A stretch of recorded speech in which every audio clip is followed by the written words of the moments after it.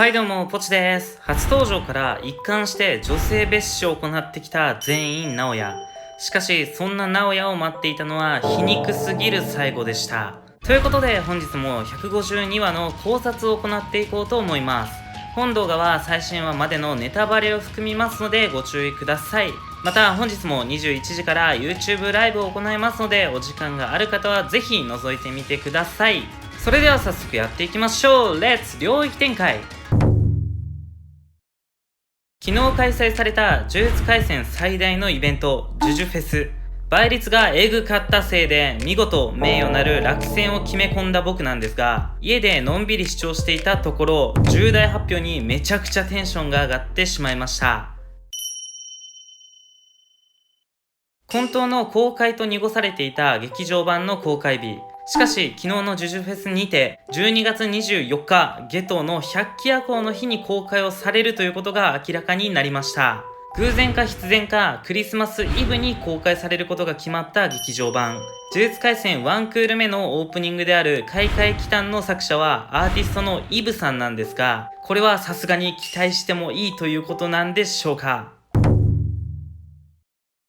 マキがキコへ向かうのを一方的に阻止しようとしていたマキの母親。一度くらい産んでよかったと思わせてよという冷たい言い回しから完全にマキのことを邪魔に思っていると考えていたんですが、当人であるマキの受け取り方は少し違ったようです。というのもマキの母親はこれ以上問題事を起こさないでというニュアンスでキコに行かないようマキを引き止めていたんですが、この時すでに母親はキコで奥義が待ち構えていることを知っていた可能性が高いです。そう考えると母親はマキが奥義に殺されてしまうのを必死に止めようとしていたという受け取り方もできます。なのでもし本当にマキの母親があの時マキが奥義に殺されるのを防ごうとしていたのであれば、あれは全員気に染まってしまった母親のせめてもの愛情だったのかもしれません。ちなみに結果的に母親にも怪我をさせたマキなんですが、結局殺害するところまではいきませんでした。マキがわざわざ質問しに来たことも考えると、やはりマキにとって母親は他の全員家とは違った存在だった可能性もあるかもしれません。散々バカにしていたマキにワンパンで KO されてしまった直哉。どうやらまだ死んではいなかったようで、瀕死の状態で屋敷まで戻ってくるんですが、そんなボロボロの直哉の背後に意外な人物が現れました。マキに切りつけられたのか血まみれで現れたマキの母親。その気配に気づいた直哉は必死に抵抗しようとするんですが、呪力を練ることができず背中から包丁で刺されてしまいました。3歩後ろを歩かれへん女は背中刺されて死んだらええと話していた直哉。3歩後ろを歩かなくなった女性に背中から刺されて死亡というのはなんとも皮肉な話だなと感じてしまいます。朦朧とした意識の中、直哉を背中から包丁で刺したマキの母親。その動機に関しては作中で全く描かれていないことから、なぜ刺したのかは曖昧なんですが、個人的にはいくつかの要素が重なっていたのかなと考えています。というのも、直哉を刺した後に娘たちの小さい頃が浮かんだことから、マキの母親は最初からここまで全員家には染まっていなかったことが分かりました。また138話で直哉がマキと舞について話している際に、マキの母親が点々点となっていたことから、娘を侮辱されていることに対しても納得していたわけではないことが伺えます。全員家に嫁いでしまったがゆえに計り知れないほどの理不尽に苦しめられてきたであろうマキの母親。そんな地獄から解放してくれた存在として、最後はある意味マキに感謝していた部分もあったのかもしれません。舞の亡骸を抱えて全員家を後にするマキ。そこに西宮が現れて駆け寄ってくるんですが、マキの表情からその全てを察しました。京都校でも舞の一番の理解者であった西宮。どうやら舞は事前に奥義たちに誘い出されていたことを西宮に話していたみたいです。西宮だけがすぐに駆けつけたことから、他の京都校メンバーには知らされていない可能性が高いこの件。仲の良かったみやちゃんや生徒思いの歌姫は間違いなく悲しむと思うんで、西宮もかなり言いづらいだろうなと思ってしまいます。前が最後にマキに託した全部壊してというセリフ。一体その全部にはどこまでが含まれているのか非常に心配だったんですが、今回の話でその範囲がようやく見えてきました。西宮と別れた後、全員家に不在だった兵6名とククル隊21名を追加で殺害したと思われるマキ。しかし西宮には全く危害を加える素振りがなかったことから、おそらく全部の範囲は全員家の人間を指している可能性が高いです。全員家という組織に因縁があったものの、兵やククル隊の中には直接面識のない人物もいたであろうマキ。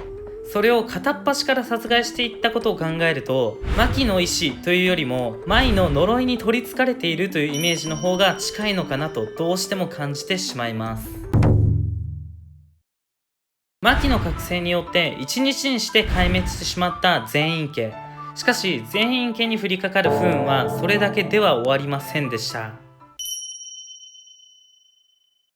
全員家が壊滅状態にあることを知った五条家と鴨家。実際に両家の目的は何なのか、どこまでこの事件を知っているのかはわからないんですが、呪術総監部に対して御三家から全員家の除名を定義したみたいです。まだまだ謎の多い御三家と上層部との関係。もしかしたら全員家を御三家から除名することで、全員家に分配されていた権利が両家に譲渡されるなどのメリットがあったりするのかもしれません。